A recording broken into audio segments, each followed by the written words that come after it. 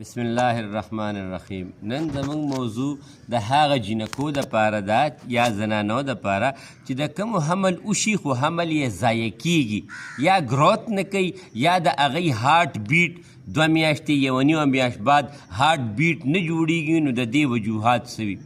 لومبۍ وجه دې غټه دا وي چې د کومو جینکو یا د کومو زنانو جینیټیکلي لحاظ سره چې د هغې د مور په وجود کې دغه مسلې وي، نو دا د هغې د وجې کیږي. دویمه وجه دا وي چې کومې زنانه حمل یې وشي او د هغې وینه ټینګه ډېره زیاته وي، نو د هغې د وجې د ماشوم ګروت او هارټ بیټ په دې وجه نه جوړېږي چې هغې ته د وینې سپلایي هم کمه وي. او دویمه خبره هغې کې دا وي چې هغې ته اکسیجن کم ورځي، د هغې د وجې هم دا مسلې جوړېږي.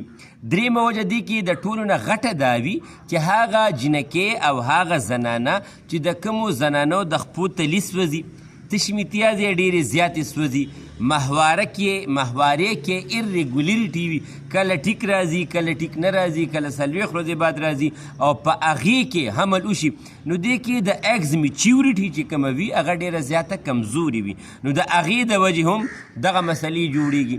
ځینې زنانه داسې وي چې هغې د حمل دوران کې یا د حمل نه مخکې د هغې په خوراک کې د فاست فوډ برګر، سور مرچکې، بریاني، چکن، پیپسی ډېر زیات استعمالوي، د هغې د وجې هم د هارټ بیټ مسلې راځي او د حمل هغه ګروت خرابېږي. ځینې زنانه داسې وي چې د هغې عموما وجود دردونه ډېر زیات کوي، نو هغې ډیکلوفینیک سوډیم یا ډیکلوفینیک پوټاشیم ګولۍ ډېرې زیات استعمالوي، د هغې د وجې هم دا کیږي.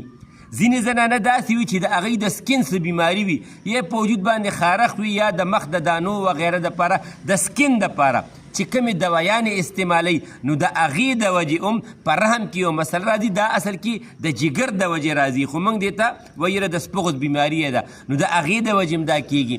ځینې زنانه داسې وي چې د هغې بیا بروسیلا، ټیکسوپلازما، IgM، IgG، RH فیکټر دا ټیسټونه چې د چا پوزیټیو وي، نو د دې د وجې هم دا کیږي.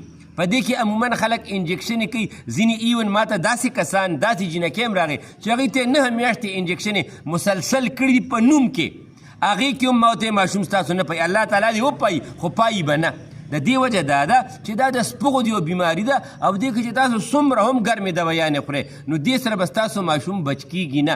که د هغه ګروت هم شي نو دا ماشوم چې کوم دی چې کله پیدا شي د هغې اوورځو کې بدن نه مري، یا دی به د پیدایش په وخت کې مري، یا به دی په 8 میاشت په خېټه کې مري. او د داسې ماشومانو پته داسې لګي چې کله دی وفات شي نو د دوی 9 میاشتې بعد چې کوم کېږي نو هغه بلکل پهلواناني د هغې به دلته کې په دې لاس کې هغه ګروت هم جوړي. مخکې د نن نه 40 کاله وړاندې به زنانو دا وي چېرې ماشوم یې وشو او هغه د نظره شو او مړ شو. دې ته په پښتو کې سره مخه وي، او ماشوم خپل رنګ چینج کوي. چې کله کم ماشوم رنګ چینج کوي نو دا یاد ساتئ، دې کې عموما هلکان چې کوم دي مري او جینکې پاتې کیږي. دا زیاتتر د دې نه مخکې به دا کزن میریجز کې کېده چې کوم ترورې ماما جوختې رشتې به وشوې په هغې کې به دا کېده، او نن سبا دا ډېر زیات عام شوی دی. د ګروت 2.5 میاشتو بعد ګروت نه کیږي، هارټ بیټ نه جوړیږي، نو دا بیا ماشوم دی ضایع کوي، او هغه ضایع کوي په دې چې هغه جمدی نه وي. نو دا یاد ساتئ چې کومو جینکو ته کومو زنانو ته دا مسلې وي د دې مکمل علاج شته. د 30 سال نه زه خلکو له کوم الله تعالی به خپل فضل مکمل کوي. خوراکونه دي کې دا پکار وي، دا یاد ساتئ چې کومو جینکو ته دا مسلې وي نو هغوی به زیات کوشش دا وکړي ګازرې، مولې، ټیپر، بادرنګ، چکندر او دې سره بند ګوپي دا کچا ډېر زیات به طور سلاد استعمالوي. داسې زنانه به به طور سلاد پیاز او ټماټر چرې هم نه استعمالوي. د هغې وجه دا وي چې په دې کې تیزابیت او ګرمایش ډېر زیات وي، نو دا یاد ساتئ چې دا جوړیږي هم د تیزابیت او د ګرمایش د وجې. نو چې چاته دا مسلې وي زما د موبایل نمبر دی 0333 91 38 479 03339138479. زمونږ یو مین دواخانه د نوخار فلاین کوچو اډې سره ده، دلته زه روزانه یم.